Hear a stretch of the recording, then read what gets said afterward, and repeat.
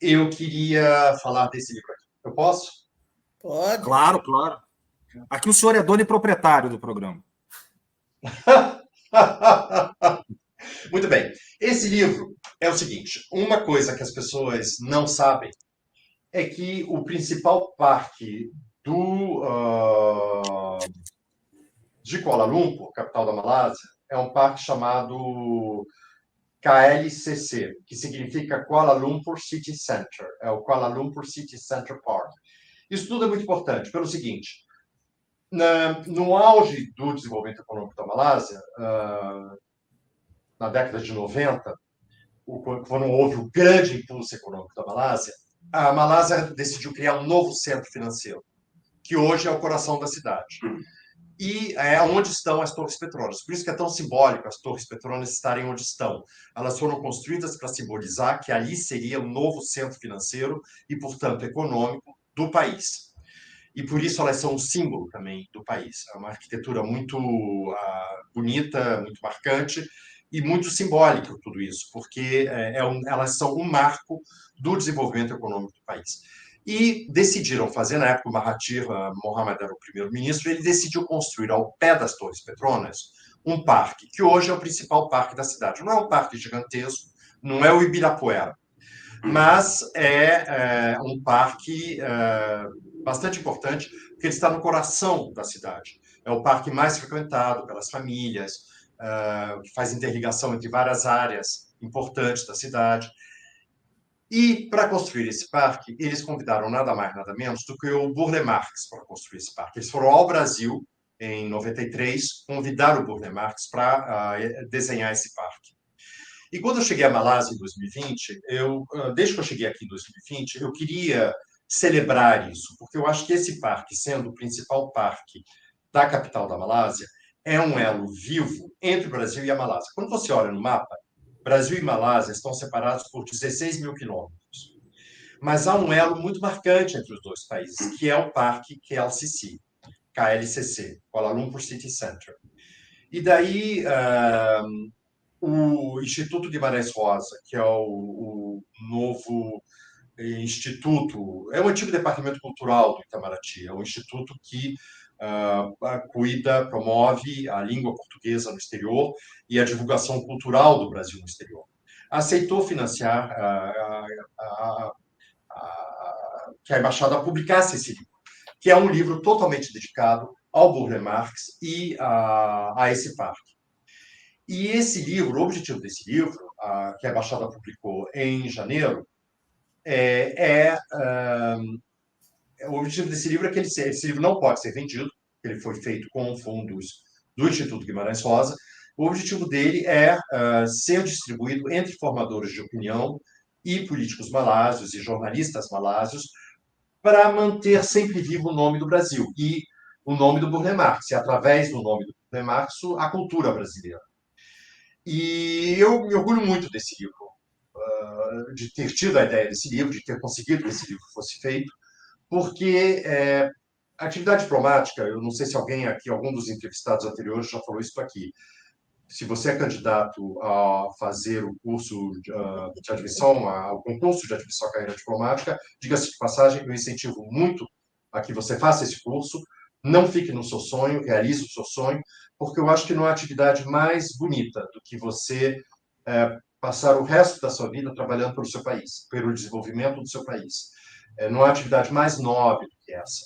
Você dedicar o seu tempo integralmente ao seu país e ao nome do seu país. Então, se você é candidato ao concurso, por favor, prepare-se, vá adiante, realize o seu sonho. Mas a carreira diplomática também possui algumas frustrações, como toda atividade humana.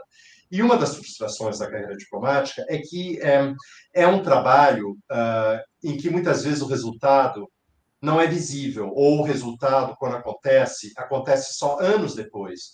Você tem uma ideia, você trabalha por aquela ideia, mas aquela ideia só vai ter resultados anos depois. Essa é a realidade do trabalho diplomático. E esse livro, eu fiquei feliz com desse livro ter sido possível, porque é uma coisa muito concreta para o nome do Brasil na Malásia, para divulgar a imagem do Brasil na Malásia, para manter sempre vivo o nome do Brasil na Malásia, e é uma coisa muito concreta da atividade diplomática, é um esforço conjunto de várias pessoas aqui na Embaixada e do Instituto Guimarães Rosa, em Brasília, e é uma coisa muito concreta da atividade diplomática, uma coisa bonita, concreta, que se pôde fazer pelo Brasil na Malásia. E isso, aliás, divulgar o nome do Brasil, é uma coisa importante. Por quê?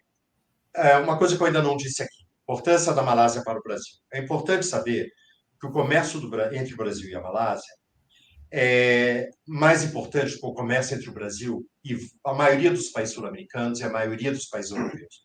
O Brasil vende mais para a Malásia e, aliás, também para a Singapura, para o Vietnã, do que para todos os países da América do Sul, fora Argentina e Chile. A Malásia, ano passado, foi o 14º maior destino das exportações brasileiras no mundo. A Malásia, ano passado, foi o 8º maior superávit do Brasil no mundo. Na ASEAN, a importância da Malásia para o comércio brasileiro, na ASEAN, só é superada por Singapura. A Malásia é o segundo país mais importante do Brasil dentro da ASEAN, em termos comerciais. Mas o que acontece? A gente vende mais para a Malásia do que para Portugal, do que para a Itália. Mas o que falta entre o Brasil e os países asiáticos em geral, com exceção de talvez Japão e Coreia, talvez não, com certeza, com exceção de Japão e Coreia, o que falta fazer entre o Brasil e os países asiáticos, particularmente os países da ASEAN, é ir além do comércio. O Brasil vende mais para a Malásia do que vende para a Itália. Esse é um dado importante? É extremamente importante. Mas é também importante lembrar que o Brasil não tem, talvez com a exceção de Japão, certamente com a exceção de Japão e talvez da Coreia, nenhuma relação cultural, histórica, linguística, como tem, por exemplo, com a Itália, a Portugal, a França. Então, o comércio é importante, mas não é tudo. Então, qual é o objetivo meu como embaixador do Brasil na Malásia? É desenvolver o comércio entre o Brasil e a Malásia? Os resultados são ótimos. Como eu falei, a Malásia foi, ano passado, o 8º maior superávit do Brasil comercialmente no mundo. Mas nós temos de ir além do comércio, nós temos de gradualmente, isso é um esforço enorme, criar com os países asiáticos, gradualmente, o mesmo vínculo multifacetado que nós temos com os países, por exemplo, da América do Sul e os países europeus. Isso significa desenvolver os laços em meio ambiente, em ciência e tecnologia, em energia. Então, grande parte do meu trabalho como embaixador do Brasil na Malásia e do meu time aqui na embaixada é ir além do comércio. Então, por exemplo, na área do meio ambiente, a embaixada conseguiu desenvolver entre a ministra Marina Silva e o ministro do Meio Ambiente da Malásia uma excelente relação. Começou na COP28, em dezembro passado, em Doha. Eu consegui que houvesse uma reunião bilateral entre a ministra Marina Silva e o ministro do Meio Ambiente da Malásia, o Nick Nazmi, em Doha. E agora eles têm um diálogo que já quase que começa a prescindir das duas embaixadas. Isso é muito importante, porque o Brasil e a Malásia têm enormes características comuns em termos de meio ambiente. São países tropicais, estão entre os maiores países biodiversos do mundo, são países que têm políticas muito semelhantes em relação à mudança do clima e ao meio ambiente, são países igualmente afetados por políticas protecionistas da União Europeia em relação ao meio ambiente, no caso do Brasil, a soja, no caso da Malásia, o óleo de palma, mas são países que não tinham nenhum diálogo na área do meio ambiente até o ano passado. E um trabalho importante que a Embaixada do Brasil na Malásia vem desenvolvendo é este: aumentar o diálogo na área do meio ambiente. Esse é um exemplo. A área de energia. É extremamente importante que as empresas malásias da área de energia, sobretudo, mas não exclusivamente a Petronas, estejam já entre os maiores investidores na área de energia no Brasil, estejam investindo 10 bilhões de dólares no Brasil, mas há sempre um campo para mais. Eu tenho esperança de que em algum momento, proximamente, a Malásia, a Petronas e a Petrobras assinem um memorando de entendimento, O memorando de entendimento não é necessário para que a Petronas continue investindo no Brasil, mas é uma forma de você ilustrar que há esses investimentos e que há esse bom entendimento entre a Petronas e a Petrobras. Então, o resumo de tudo isso que eu estou dizendo é o seguinte: sim, o comércio é muito importante, mas a gente também não deve fantasiar de que porque a Malásia e Singapura e o Vietnã estão entre os maiores parceiros comerciais do Brasil, que isso é tudo. Isso é um dado importante, mas é importante também criar vínculos interpessoais, culturais, em diversas outras áreas. E no caso da Malásia, ciência, tecnologia, energia, meio ambiente, saúde. Saúde é uma área em que o Brasil e Malásia podem cooperar muito. A embaixada promoveu em março um seminário aqui em Kuala Lumpur. A embaixada do Brasil promoveu aqui em Kuala Lumpur em março um seminário sobre acesso equitativo a medicamentos. Por que isso é importante? Porque Brasil e Malásia sofrem dos mesmos problemas de saúde. São países tropicais que têm as mesmas doenças, que são doenças muitas vezes ignoradas pelos países desenvolvidos. Dengue é um caso, por exemplo. Então, esse diálogo que a Embaixada do Brasil em Kuala Lumpur está desenvolvendo com as autoridades sanitárias da Malásia é extremamente importante, porque aumenta, é uma área em que há uma possibilidade de cooperação gigantesca. Então, o que eu estou querendo dizer com esse longo discurso é o seguinte: o trabalho de um diplomata brasileiro sim, cuidar da inserção dos produtos brasileiros naquele país, ajudar a desenvolver o comércio do Brasil, mas é também criar vínculos que tornem a relação entre aqueles dois países cada vez mais intrincada. Isso faz com que o trabalho de uma embaixada do Brasil na Ásia, sobretudo nos países do Sudeste Asiático, seja extremamente recompensador. Porque em países como os países da América do Sul, como os países europeus, como os Estados Unidos, esses vínculos já existem. Muitas vezes os vínculos se desenvolvem sem que as embaixadas do Brasil nem saibam, porque são vínculos que são criados individualmente, interpessoais. No caso de um país como a Malásia, o impulso diplomático é muito importante.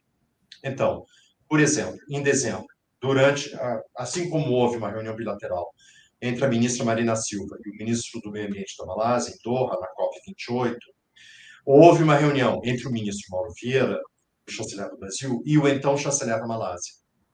Uma reunião bilateral. Eu acho até que foi a única reunião bilateral que o ministro Mauro Vieira pôde ter individualmente, porque o presidente Lula teve uma série de encontros bilaterais e o ministro Mauro Vieira tinha de participar de todos eles. Então, o tempo dele era muito escasso, mas ele teve uma reunião bilateral com o chanceler da Malásia. E aconteceu uma coisa muito importante nessa reunião, que os dois chanceleres emitiram um documento que é um roadmap, indica o caminho sobre o que os dois países querem, as áreas em que eles querem desenvolver a relação bilateral. E a Malásia nunca faz isso. A Malásia, quando há encontros de chanceleres, tradicionalmente, do seu chanceler com algum outro chanceler, não emite uma declaração à imprensa, mas aceitou fazer. A gente aqui na Embaixada pediu que houvesse essa declaração e eles aceitaram, a chancelaria malásia aceitou, abriu uma exceção para o Brasil e aceitou que houvesse essa declaração entre os dois chanceleres. E nessa declaração você lê que as áreas mais promissoras do relacionamento bilateral, além do comércio, são saúde, meio ambiente, mudança do clima, energia, ciência e tecnologia. Em 9 de fevereiro, se eu estiver falando sem parar... Eu estou pedindo a palavra faz meia hora, só não me dá. Vocês me interrompam se eu estiver dizendo... Estou te interrompendo. Continue falando, mas eu queria saber o seguinte, quando você estava falando petróleo, energias, semelhanças entre Brasil e Malásia, a questão da energia verde, eólica, etc., existem interesses de investimento nessa área? Sim, existe.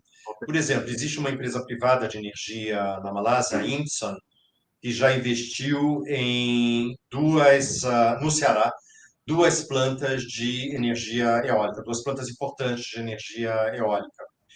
E existe uma subsidiária da Petronas, chamada Gentari, que é uma subsidiária da Petronas, que foi criada recentemente, talvez uns 2, 3 anos atrás, apenas para cuidar de energia renovável. E essa empresa está analisando a possibilidade de investir no Brasil também, como a INSA.